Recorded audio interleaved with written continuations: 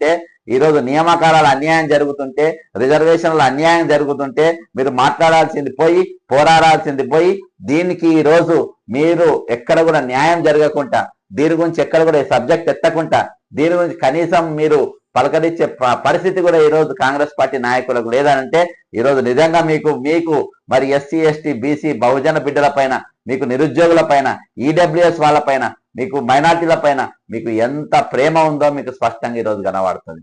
ఈ స్కూటర్లు ఇస్తారంటే 4,000 ఇస్తారో 2 లక్షలు, అన్ని అబద్ధం అబద్ధం అబద్ధం.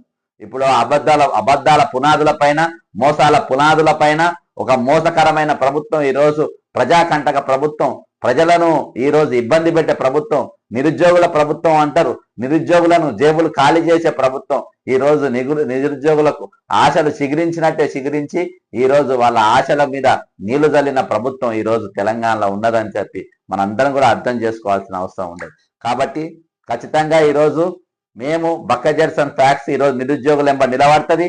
ఇంకా కొన్ని మా ప్రోగ్రామ్స్ కూడా దీనిపైన నిరుద్యోగులు తీసుకుంటాం. ఖచ్చితంగా ఈరోజు మాట ఇచ్చినాం, దాటినాం, ముఖ్యమంత్రి అయినా మేము ఏమన్నా చేస్తామంటే నడవది గుర్తు చేస్తాం. మేము ఖచ్చితంగా గుర్తు చేస్తాం, ఏలెత్తి చూపెడతాం, నిలదీస్తాం. మీరు ఖచ్చితంగా ఈరోజు జవాబు చెప్పాల్సిన అవసరం ఉన్నది. వచ్చే రోజులలో రాహుల్ గాంధీ గారి, ప్రియాంక గాంధీ గారి రాష్ట్రానికి వచ్చే పరిస్థితి కూడా ఉండదు, రాష్ట్రంలో తిరిగే పరిస్థితి ఉండదు. ఈ మోసాలు ఇదే విధంగా కొనసాగుతాయి. వీళ్ళతో మోసాలు చేపిస్తే మా మంచితనం చూసినాం, మా లాయల్టీ చూసినాం, తిరుగుబాటు కూడా చూస్తారు. తెలంగాణ అమాయకత్వం కూడా చూసిండ్రు, తిరుగుబాటు కూడా చూస్తారు. కాబట్టి అర్థం చేసుకోండి, ఒళ్ళు దగ్గర పెట్టుకోండి, ఇచ్చిన వాగ్దానాన్ని నెరవేర్చండి, నిరుద్యోగులకు న్యాయం చేయండి. ఈరోజు ఏజ్ దాటిపోతున్నాయి, పెళ్లి వయసు దాటిపోతున్నారు.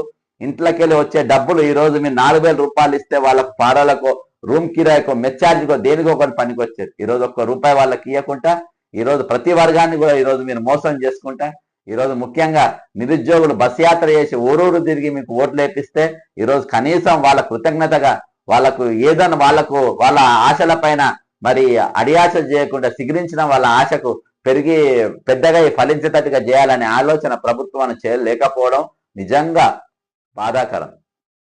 కాబట్టి ఖచ్చితంగా ఈరోజు నిరుద్యోగుల తరపున నిలబడతాం. మేము నిరుద్యోగులు ఎక్కడ నిరాశ నిస్పృహాన్ని పోవాల్సిన అవసరం లేదు.